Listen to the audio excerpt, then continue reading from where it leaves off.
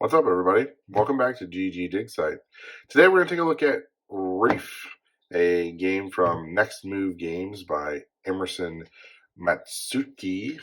And as you can see here, on the back, Reef has some interesting components and an interesting stacking game play style.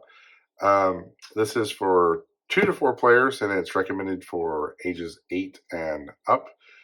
So while we talk some more about this, let's take a look inside the box. This is what we're looking at inside the box of Reef. There are 4 player boards, 1 for each player.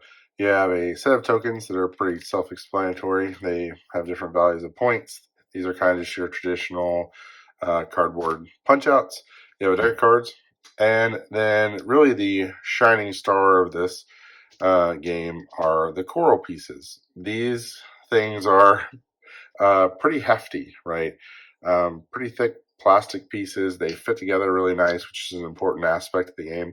And they're not, dissimilar to like what you would expect from, kind of like a feel like if you had dominoes, the same kind of thickness and feel of that.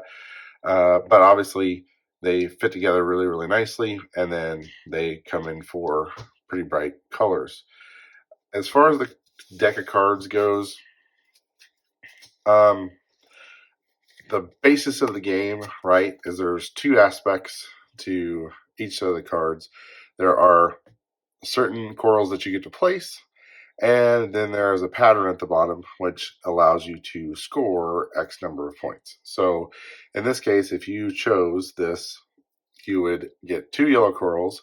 And then if you had a stack of 2 or more that ended up with a purple on top and a stack of 2 or more that ended up with a green on top, diagonal of one another, you would get 5 points.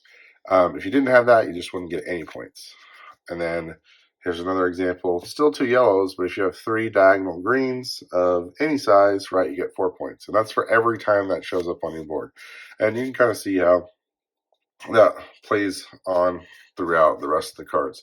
I like the fact that this is symbol based. We've talked about that in several videos before, especially, with younger kids, even at 8, having less reading is going to be helpful for them being able to use the symbols. Really the thing that makes this game really appealing is whenever you start stacking up corals on your board and you have some interesting patterns of things going on and you have some pretty cool little combinations emerge. Now, the thing about it, you can place them anywhere you want. You can stack the 2 that you get on top of each other. You can stack them next to each other anywhere on your board. But once you place the corals, they are placed, right? And the view that you're seeing right now, the top-down view, is important because that's what's on the card itself of what you're trying to match, right?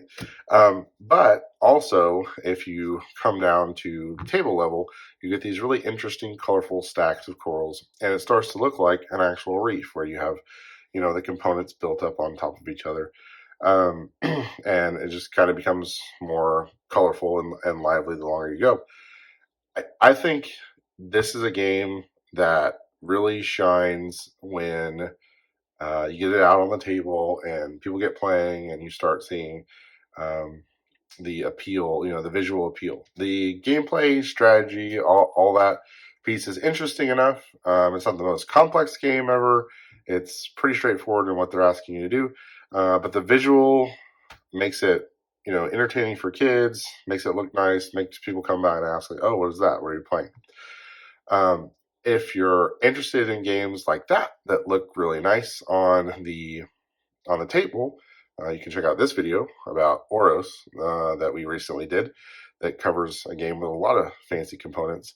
And if you're interested in things having to do with the ocean and ocean-themed games, we also recently did this video on Deep Vents that talks about a little bit of a smaller box game that has to do with the ocean.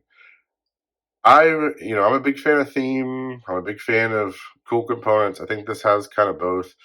I would like to have more substance in the game itself, but this is kind of a medium, light to medium weight game that you could pick up. You could teach to someone relatively simply, and then you can just start playing.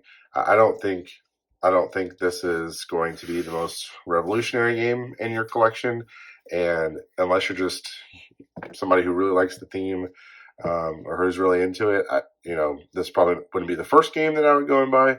But if you're looking for something that looks cool that you can get out and maybe kind of engage some folks that wouldn't normally join your game group somewhere, I think this is one that does it pretty well. If you like videos like this and you'd like to see more reviews or more unboxings, be sure to leave us a like and a subscribe. That lets us know what you're interested in and what you want to see more of. Until next time, GG's.